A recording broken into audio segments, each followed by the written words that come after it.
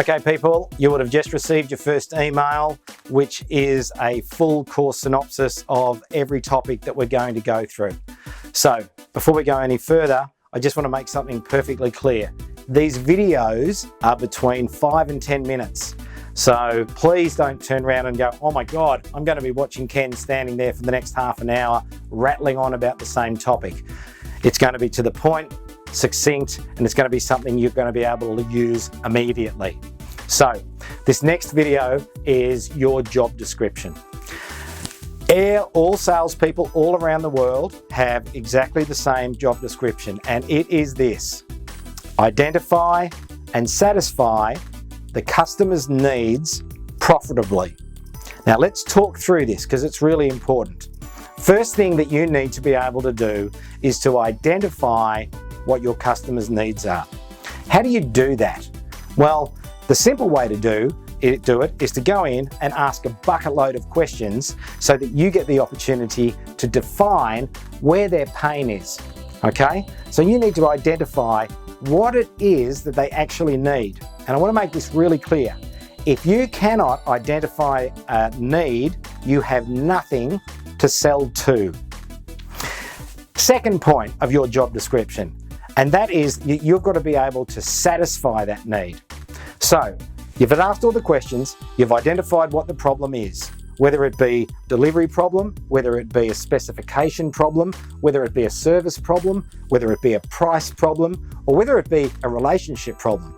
You actually know what is causing them pain that they're willing to pay you money for to solve that issue.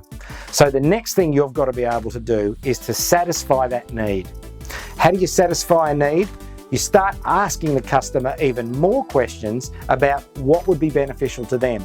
Because in your mind, what you think could be the answer may not be the answer. We're going to get back to a simple rule that we'll talk about later. If the salesperson says it, the customer can doubt it. If the customer says it, it must be true. So if you can get the customer to turn around and actually say, yes, that solution will satisfy my need, then you can make a sale. But here's the third part of your job description. You've got to identify and satisfy the customer's needs profitably. And this is really important. This is where the whole concept of pain within a sale comes into play. Okay? Pain levels will go from being acute pain to chronic pain. All right?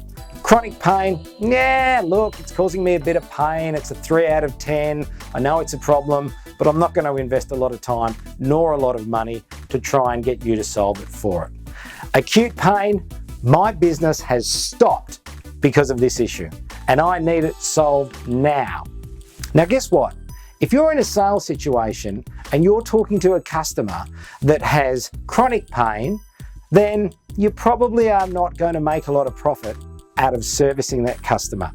If you're talking to a customer that has acute pain, where something just is not happening or can't happen because they don't have the capacity to do it, and you can solve that problem, then you can charge more for it. Because it's always a question of value, and value is related to pain. So let's understand this. First step of your job description, I need to identify what the customer's needs are. Secondly, I need to be able to show the customer that I can satisfy that need. And thirdly, I need to be able to make a profit out of it for my company, right, when I actually make the transaction. So, first thing, anyone, anywhere in sales, they must understand this. What's my job description? When I go in to see the customer today, what am I going to do? I am going to identify and satisfy the customer's needs, and I'm going to make a profit from it. Okay, let's move on to the next training course and let's talk about how to identify a need.